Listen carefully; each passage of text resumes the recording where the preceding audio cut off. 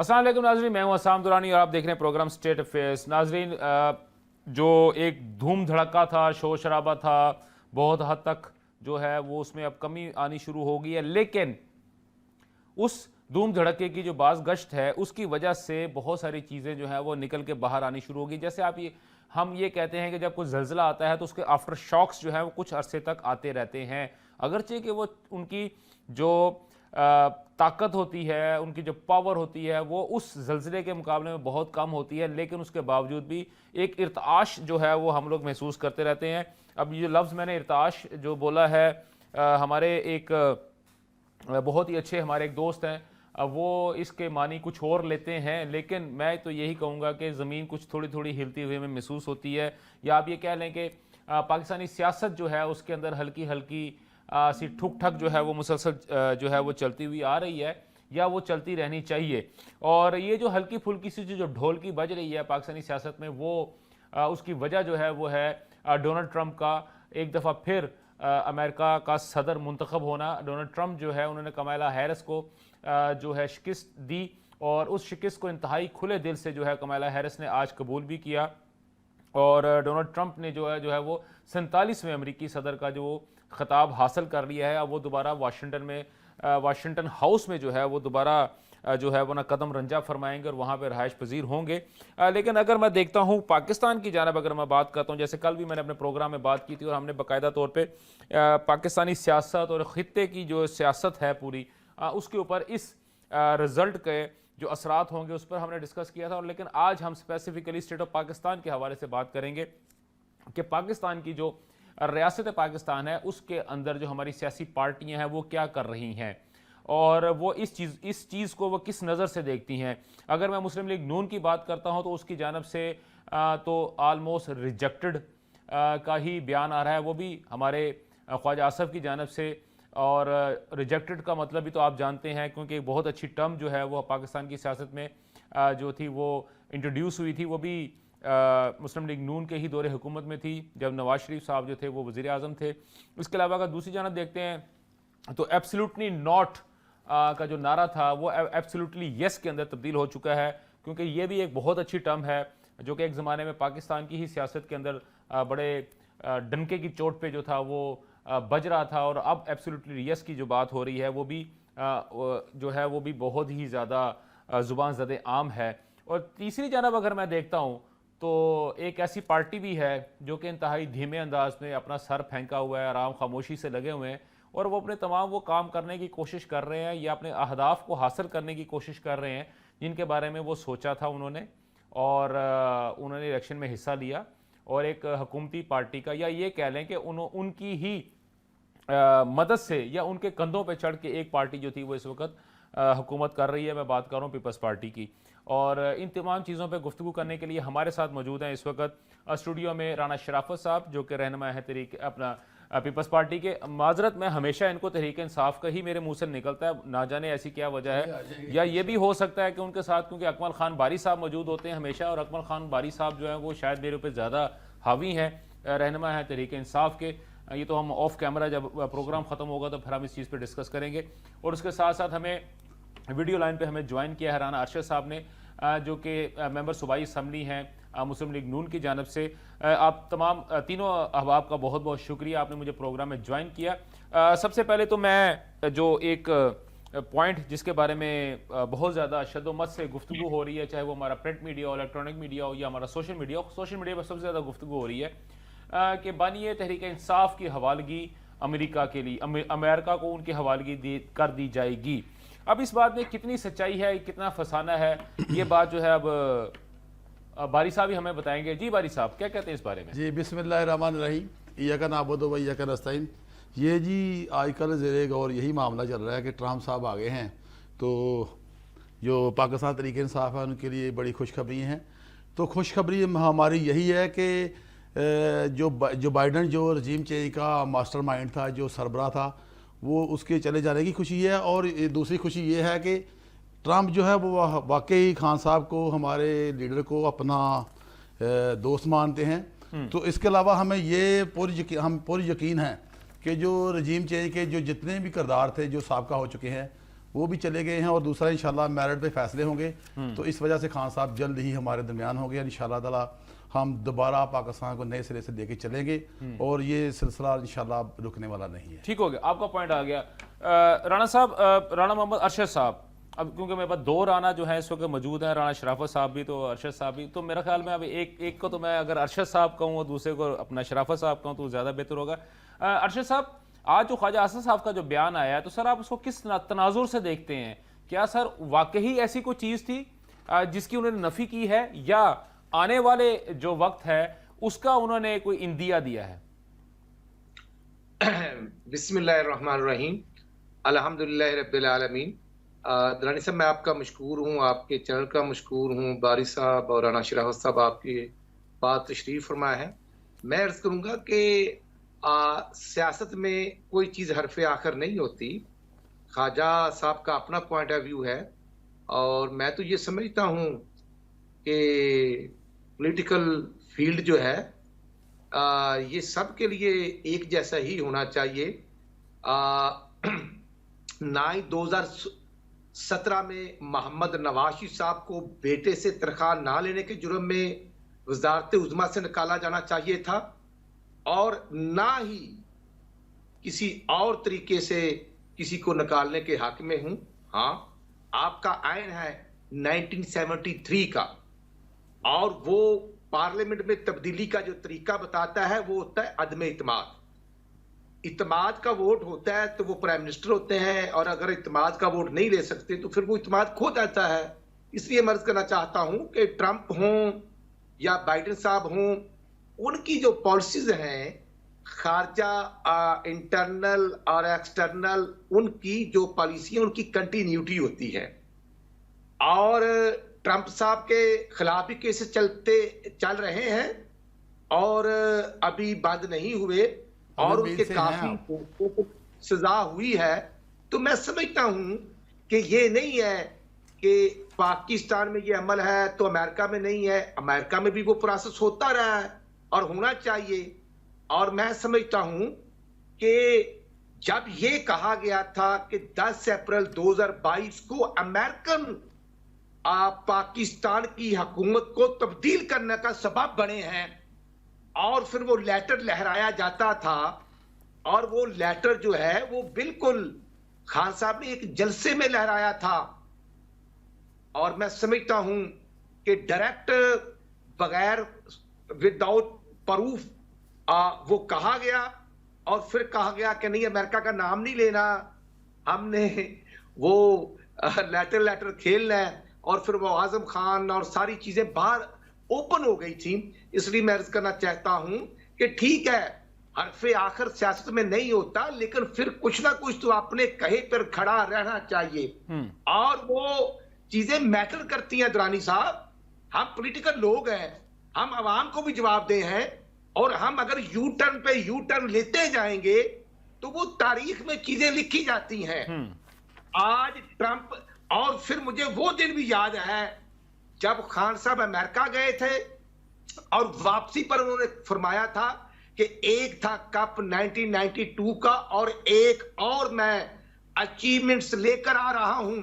और इस्लामाबाद में रात को 2-2:30 बजे के करीब रैली की शक्ल में कारकुनों को कहा गया और खान साहब का इस्तकबाल भी हुआ। तो फिर मैं समझता हूं कि जो कुछ हुआ नेक्स्ट डे या उसके बाद, कि फिर 5 अगस्त 2019 को मकबूजा कश्मीर जो था वो हमसे छीन गया, और ट्रंप साहब जो है वो सालसी भी मुकर्रर हुए थे और उन पर इत्माद भी किया गया था, लेकिन वो हमारा मकबूजा कश्मीर का स्टेटस 370 आर्टिकल 35 से वापस नहीं आया। तो इसलिए मैं अर्ज करना चाहता हूं कि ज्यादा तवक्कुआत अगयार से लगाना नहीं चाहिए। वो हम हो या दूसरी पार्टी हो, नून हो या पीटीआई हो, उनका पॉइंट ऑफ व्यू अपना होता है। वो अपने बेनिफिट देखते हैं, वो अपने अंदरूनी और बैरूनी हालात को देखते हैं, वो ट्रंप हो या बाइडेन हो। तो मैं इसलिए कहना चाहता हूं कि मुझे कोई इतराज नहीं, खान साहब को कल ही वो रहा करने के लिए ट्रंप साहब आ जाए, मोस्ट वेलकम जरूर आए, लेकिन अभी उनके अपने बहुत से मामलात हैं, वो खुद अलजाओ में हैं, उन्होंने आपने जो उनके कारकुनों पर मुकदमात हैं या उनके अपने मुकदमात हैं, अभी तो दुरानी साहब वो उनमें फंसे हुए हैं, तो मैं कहता हूं कि वो भी खत्म हो जाए और इधर अगर वो आना चाहते हैं तो मोस्ट वेलकम, हमें कोई इतराज नहीं किसी की आमद पर। ठीक हो गया। अपना अरशद साहब, आपका पॉइंट आ गया। शराफत साहब, सर देखिए, अभी इन्होंने बड़ी अच्छी बात की अपना बारी साहब ने कि जी जो बाइडन ने जो थी इनकी रजीम चेंज की थी। मैं क्या जो बाइडन ने रजीम चेंज जो थी राजा रियाज के साथ मिलके की थी? पहली बात, क्या मोहसिन नकवी के साथ मिलके की थी या शहबाज शरीफ के साथ मिलके की थी? लेकिन अगर मैं कुर्रा देखता हूँ या जिन लोगों के नाम की अगर मैं बात करता हूँ तो वो करते करते करते करते राजा रियाज साहब तक के ऊपर भी ये सारी चीज़ें आ गई थी।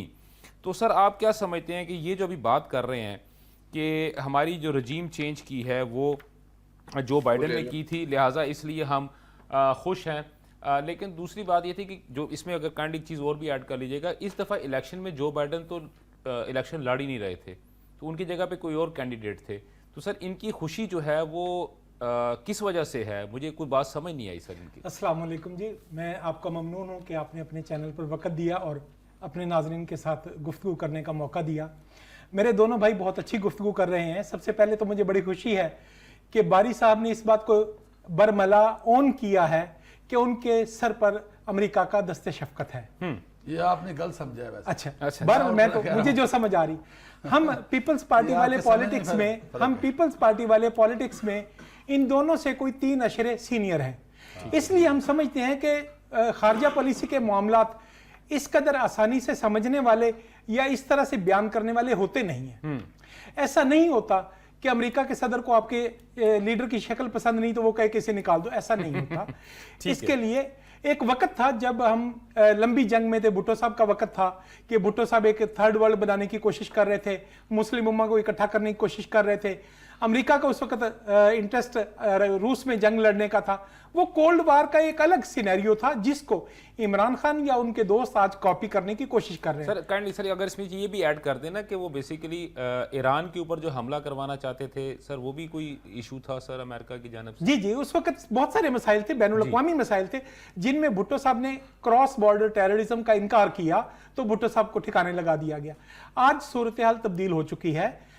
जिस वक्त ट्रंप आए तो उस वक्त पाकिस्तान में वो तमाम कुव्वतें जिन्हें रिपब्लिकन सपोर्ट करते हैं, रिपब्लिकन हमेशा पाकिस्तान में मार्शल लॉ लगाने वाली एजेंसियों को सपोर्ट करते हैं, जमहूरियत के मुखालिफिन को सपोर्ट करते रहे हैं।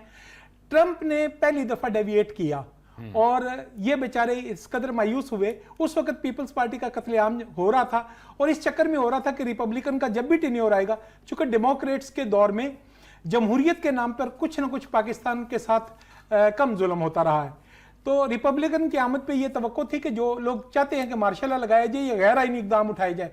ट्रंप की मैं ये कहता हूं कि क्वालिटी है, वो इतना स्ट्रेट फॉरवर्ड है कि उसने अमेरिका फर्स्ट का नारा लगाया और अमरीकी इस्तेमार को, अमरीकी इस्तबदाद को, अमरीका के जो खुफिया इदारे हैं उन्हें किसी भी तीसरे मुल्क में इंटरफियर करने की परमिशन नहीं दी। उसका फायदा यह हुआ कि वो अमेरिका में पॉपुलर है और आज भी वो दोबारा आ गया एक टर्म छोड़ने के बाद। आज भी उसका नारा अमेरिका फर्स्ट है। वो अमेरिका में गोरों का राज लाना चाहता है, कालों को दबाना चाहता है, वो अमेरिका के अंदर जो इमिग्रेंट्स हैं उनको रोकना चाहता है, अमेरिका की इकोनॉमी को बेटर करना चाहता है, अमेरिका की इंपोर्ट्स को बंद करना चाहता है, टैक्स लगाना चाहता है और अमेरिका की एक्सपोर्ट और इंडस्ट्री को बढ़ाना चाहता है। तो इन सब चीजों को देखना होगा कि ट्रंप पाकिस्तान को कहां पे लिखता है या किस नंबर पे उसकी तरजीहात में हम आते हैं। क्या हम उसकी किसी भी किस्म की जो प्रायोरिटीज हैं उसमें शामिल भी हैं या नहीं है? मैं समझता हूं कि आज के दिन पाकिस्तान अमेरिका के लिए, स्पेशली अफगानिस्तान से अमेरिकी फौज के इनखला के बाद पाकिस्तान अमेरिकी तरजीहात में इस कदर बुलंद मौका पर नहीं है। और जैसा कि अभी बात की कि मुस्लिम लीग नवाज वाले डर रहे हैं, भाई मुस्लिम लीग नवाज के अमेरिका के साथ ना कभी अच्छे ताल्लुकात रहे ना कभी बुरे ताल्लुकात रहे। उनके ताल्लुक होते हैं सऊदी अरब के साथ। सऊदी अरब वाले उन्हें आगे मार्केट करते हैं। तो आप कुछ एक्टिविटीज तो देख रहे होंगे कि ट्रंप के आने से कुछ एक्टिविटीज ऐसी हो रही हैं जिनमें सऊदी अरब को लॉबी के तौर पर इस्तेमाल किया जाएगा।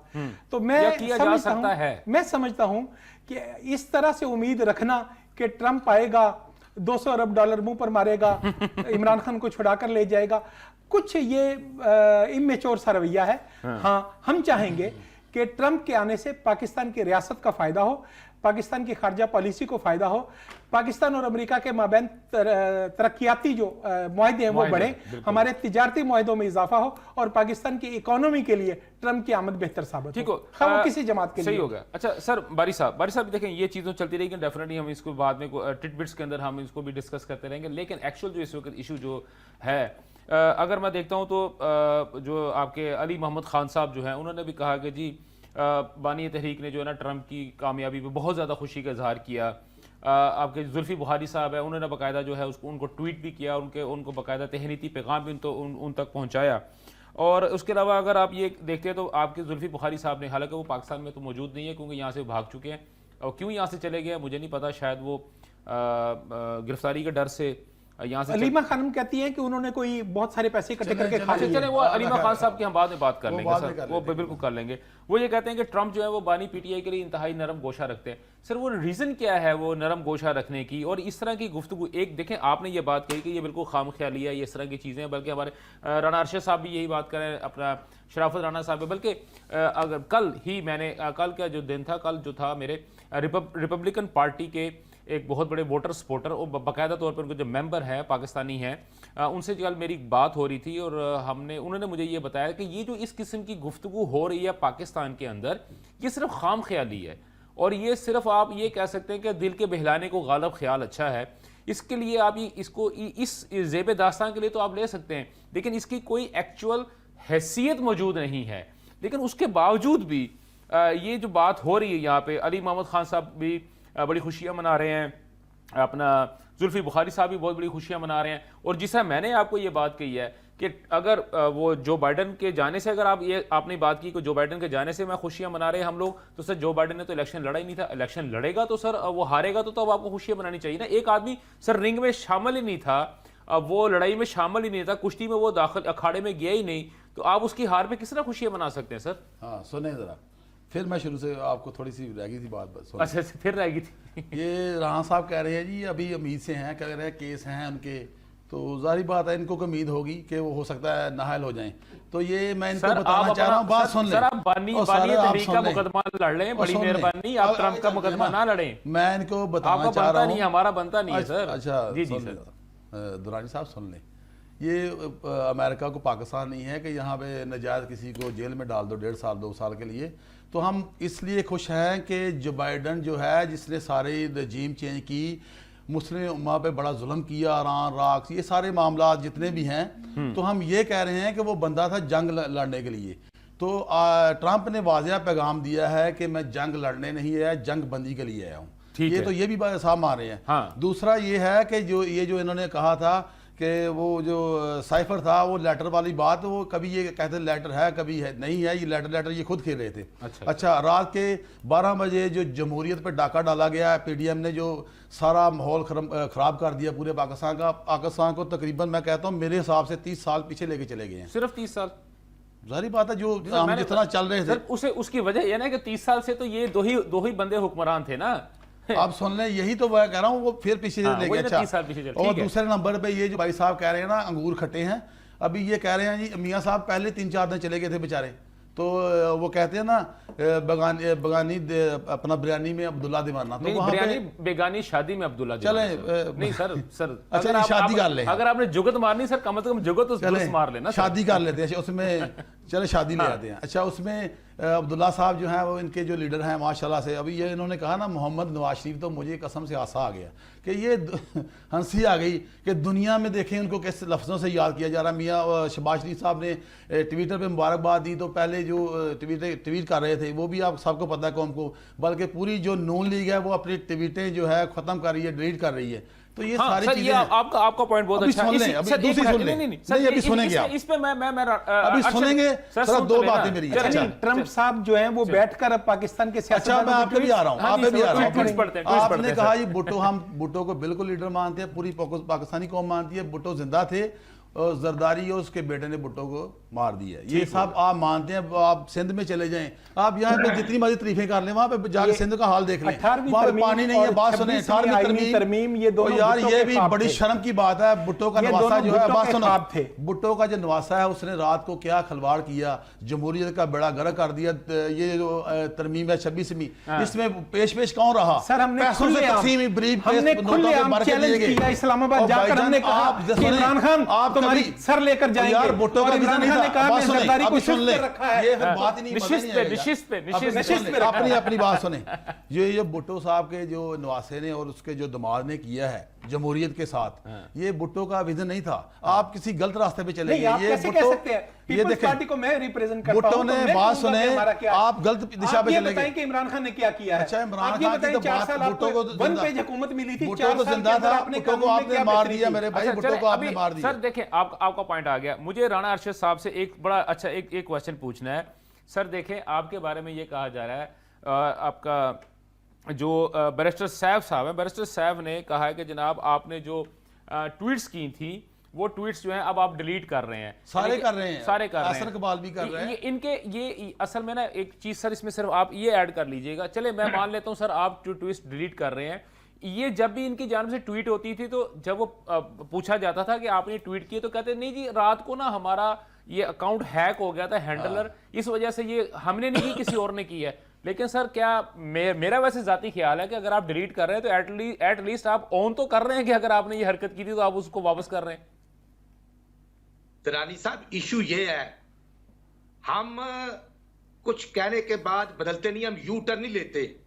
और यू टर्न लेने वाला आपने जितने सर अब उनकी बारी, सर उनकी बारी, सर अरशद साहब की बारी, सर काइंडली उनको अपना पॉइंट मुकम्मल करने दें। सुना तो ये भी सब्र करें, मेहरबानी फरमाएं। सर मैंने कह दिया ये है, ये साइफर कौन खेला था? एक इस्लामी जमहूरिया पाकिस्तान की वजारत उज़्मा की सीट पर मुसल्लत होने वाला शख्स, जो 25 जुलाई 2018 को आरटीएम सिस्टम की अवधि नींद के नतीजे में मुसल्लत होने वाले न्याजी का नाम, और फिर साइफर खेलता है। शर्म आनी चाहिए। सर उनको अपना मुकम्मल कर लेने दें, उसके बाद फिर आप बोलिए। पर बैठा है तो उस ओहदे का हया करना चाहिए।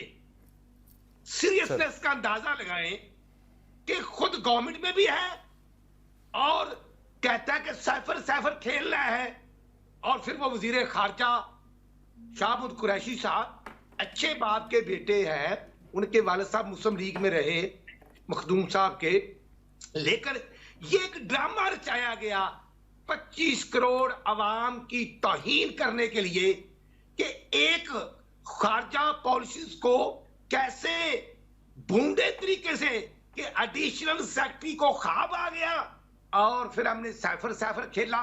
तो फिर उस चीज पर कायम रहे, फिर टांगे ना कांपे, फिर एजेंसीज और एनजीओज को हायर करके फिर कभी ट्रंप कभी बाइडेन के कदम ना चूमे, फिर खड़े रहे कि हमने साइफर की बात की, ये नवाज शरीफ की बात करते हैं।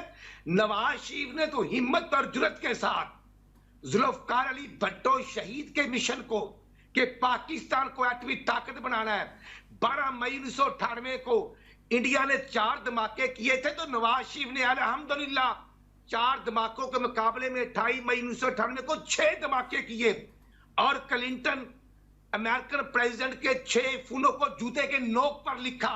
हमें कहा गया था कि गवर्नमेंट चले जाएगी, लेकिन नवाज शरीफ ने कहा कि नहीं, पाकिस्तान की अवाम एटमी ताकत चाहते हैं, तो अल्हम्दुलिल्लाह हमने उसकी सजा भुगती।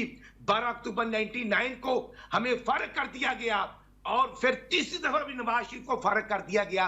तो ये अमेरिका के आगे कभी ये मुझे तो कम से कम मैं समझता हूं कि आईने पाकिस्तान दरानी साहब मौजूद है। पार्लियामेंट में तब्दीली मुझे आप बता दें कि कौन सा तरीका है। 75 साल में अगर किसी प्राइम मिनिस्टर के खिलाफ अदम इत्मीनान कामयाब हुआ था तो वो इमरान नियाजी साहब थे। ठीक हो गया सर, आपका बिल्कुल ठीक है सर, आपका पॉइंट आ गया, आपका पॉइंट जी। अगर काफली इनके साथ हो तो ठीक हो, अगर इनको छोड़ जाए। 10 अप्रैल 2022 को जो इन्होंने भूंडे तरीके से पार्लियामेंट को सस्पेंड किया, और फिर जो मैं समझता हूं कि डिप्टी स्पीकर सूरी साहब ने किया, और फिर वो माशाल्लाह डॉक्टर आरिफ अलवी साहब ने फौरी तौर पर समरी पर अप्रूवल दी। ये कौन सा जमहूरी ठीक तरीका है? सर, आपका पॉइंट आ गया। आपका अरशद साहब आपका पॉइंट आ गया। अरशद साहब आपका पॉइंट आ गया। मुझे आप मुझे ये बताएं, तो वो तो नवाज शरीफ ही थे कि जिन्होंने 2016 में यूएनओ में जाकर बात करके कश्मीर का बुरहान वानी की शहादत का जिक्र करके जिक्र किया। अब शहबाज शरीफ जाते हैं और ये जाते हैं तो फिर ये अमेरिकन के आगे ट्रंप के जरिए मकबूजा कश्मीर का सौदा करने वालों का नाम ये पीटीआई है, कोई और नहीं। ठीक हो गया सर, बिल्कुल ठीक सर, बिल्कुल ठीक। अरशद साहब मुझे एक ब्रेक लेना है। 19 को मकबूजा कश्मीर बेचने वालों का नाम पीटीआई है। राणा साहब मुझे सर, ये काइंडली सर, मुझे राणा साहब मुझे एक ब्रेक पे जाना है। राणा साहब मुझे एक ब्रेक पे जाना है, मैं ब्रेक से वापस आता हूं। हम डेफिनेटली इन्हीं चीज़ों पे दोबारा गुफ्तगू करेंगे, बल्कि 2-3 चीज़ें और भी हैं जो कि मैं आप तीनों अहबाब के साथ गुफ्तगू करना चाहूँगा, और मैं चाहूँगा कि हम इन चीज़ों के ऊपर थोड़ी थोड़ी बात करें ताकि हमारे सुनने वालों को, हमारे देखने वालों को पता लग सके कि मसाइल क्या हैं या कौन सी ऐसी चीज़ें हैं जिनकी उलझनों में हम लोग बिल्कुल उलझ चुके हैं। कहीं मत जाइएगा, लेते हैं हम छोटा सा ब्रेक।